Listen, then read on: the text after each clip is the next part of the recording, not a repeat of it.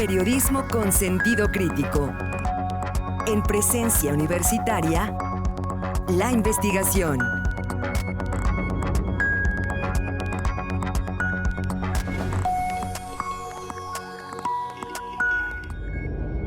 Las promociones en pintas, lonas, espectaculares, llamadas telefónicas, panfletos y demás publicidades que han realizado servidores públicos estatales de forma anticipada al proceso electoral 2023-2024 que está por empezar son una simulación que significa una burla a la ley electoral y ha puesto en riesgo el Estado de Derecho en Querétaro, consideraron especialistas y exconsejeros del Instituto Electoral de Querétaro. Desde hace meses se ha podido observar diversos tipos de publicidades de algunos secretarios estatales, municipales, regidores, diputados locales y federales, tales como Lupita Murguía, Agustín Dorantes, Paul Hospital, Felifer Macías, Chepe Guerrero, José Luis Aguilera, Pancho Pérez, por mencionar algunos, que han hecho promoción de su imagen de cara al proceso electoral sin que hasta el momento la autoridad electoral los haya sancionado. El Instituto Electoral del Estado de Querétaro hasta el momento cuenta con 10 denuncias por posibles violaciones a la ley electoral, tales como actos anticipados de campaña y precampaña, propaganda gubernamental, propaganda personalizada, uso indebido de recursos públicos, obtención de respaldo de la ciudadanía, entrega de dádivas, uso de propaganda con vulneración al interés superior de la niñez e incumplimiento a las obligaciones de transparencia. Al respecto, la presidenta del Consejo, Grisel Muñiz, señaló que hasta que el proceso electoral inicie, se puede hablar de actos anticipados de campaña y precampaña, así como que es necesario que se legisle para que estas prácticas estén contenidas en la ley y se pueda actuar en consecuencia, pero luego de concluido el proceso electoral que ya está por comenzar.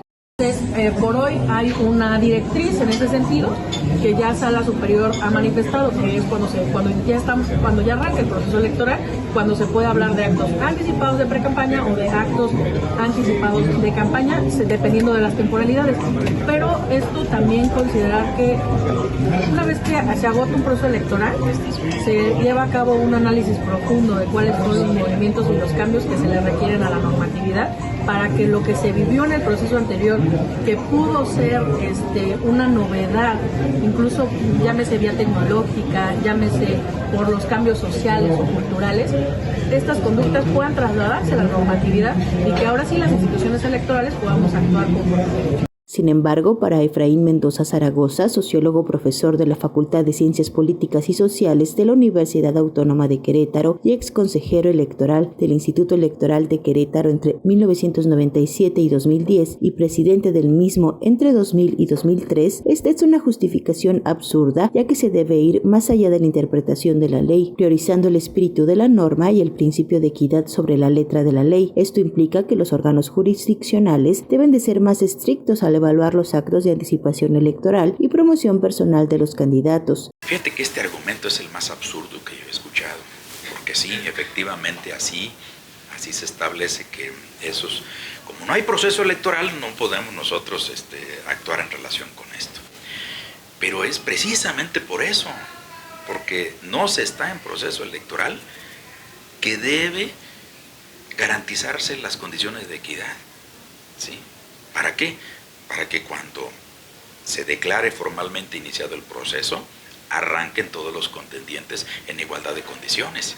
Explicó que en la entidad ya hay un referente de esto, ya que en 2012 se sancionó al entonces edil Armando Rivera Castillejos por mandar un mensaje de Feliz Navidad, ya que si bien no llamaba al voto ni era dentro del proceso electoral, sí iba en contra del principio de igualdad de condiciones de los contendientes en el proceso electoral futuro, resolución que incluso fue ratificada en la Sala Superior. En este sentido coincidió Magdiel Hernández Tinajero, abogado que ha sido integrante del Consejo General del Instituto Electoral de Querétaro y que también ha sido integrante del Tribunal Electoral del Estado de Querétaro, quien dijo si hay forma de iniciar un procedimiento en contra de este tipo de propaganda, incluso sin denuncia de algún otro partido político o ciudadano.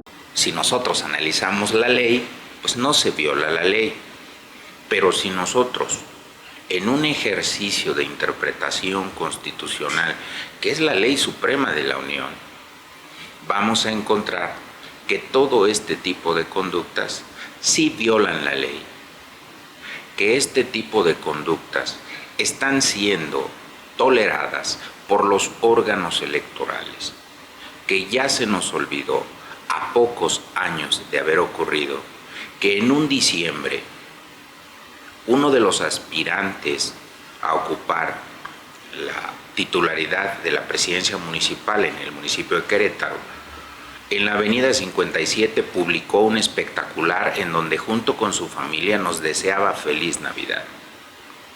Ya se nos olvidó que el Instituto Electoral de Querétaro en ese momento inició un procedimiento de oficio. Primer conclusión, el instituto tiene atribuciones para iniciar procedimientos, sí. Respuesta o propuesta, ¿lo ha hecho? No. Y casi estoy seguro que no lo va a hacer. Y es que ambos coinciden que la ley puede ser laxa y confusa sobre este tipo de promoción personal, por lo que los funcionarios pueden ajustarse a la norma a través de trampas o simulaciones como panaderías con el nombre de un funcionario, en el caso de Agustín Dorantes, o revistas que publicitan una entrevista exclusiva con la secretaria de Gobierno Guadalupe Murguía, pero que en la realidad sí están violando la ley, y es por esto que se debe de tener una interpretación de la norma más amplia, ciñéndose a la Constitución política que establece debe haber equidad en la competencia, aunque en términos de leyes locales no haya una violación literal de la ley electoral, ya que señala, por ejemplo, que se debe de llamar expresamente al voto o que no se pueden llamar actos anticipados de campaña o precampaña si no se hacen este tipo de publicidades durante la vigencia del proceso electoral. Otro punto a destacar es saber de dónde salen los recursos para estos fines, algo que también se debe de transparentar y legislar, ya que muchas veces se simula que una empresa no relacionada con el funcionario o funcionaria pública fue quien pagó por ese espectacular o publicidad, lo que también es una forma de simulación. Pero en términos legales lo que opera aquí es el truco de que ese espectacular que beneficia a Guadalupe Murguía no aparece como un acto de Guadalupe Murguía, sino como un acto de un medio de comunicación que veto a saber si exista, si circula, pero sirve para que aparezca como la difusión de una portada, de una entrevista, donde habla de lo que sea, pero ya le produjo un beneficio de posicionamiento ante su potencial electorado. Entonces son aspectos que aparecen como el fraude, son la materia del fraude a la ley, ¿sí? Y ellos se deslindan. Y los órganos electorales van y averiguan con esa empresa, oiga usted, sí, dice efectivamente yo ordené y aquí no tiene nada que ver la licenciada Murguía con este asunto, porque es parte de mi estrategia de mercado, ¿sí? Publicar mis portadas. Aquí lo único curioso es que son las únicas que aparecen. El caso de Guadalupe Murguía es particular, no solo por los gastos en espectaculares, que dependiendo de la zona pueden cobrar desde 15,000 hasta 38,000 pesos al mes masiva. También ha gastado solo en agosto y septiembre más de 85,000 pesos en anuncios de Facebook, sin contar las llamadas telefónicas para conocer la opinión de la gente sobre su desempeño, así como el desempeño de Agustín Dorantes, secretario de Desarrollo Social. Desde su interés, ¿usted está de acuerdo o en desacuerdo en que Agustín Dorantes trabaje con cercanía para mejorar la calidad de vida de las personas en condiciones vulnerables? ¿De acuerdo? Oprima 2 en su teclado telefónico. En desacuerdo, oprima 3. Al respecto de la falta de actuación ante ese tipo de actos anticipados, los especialistas señalaron que hay falta de independencia en los organismos, así como que hay una clara falta de convicción y valentía para aplicar la norma como corresponde. Cumplamos la Constitución. Tiene razón. Se necesita valentía. Y eso es algo que no estamos observando. No una valentía de confrontación, sino convicción para hacer valer los principios constitucionales.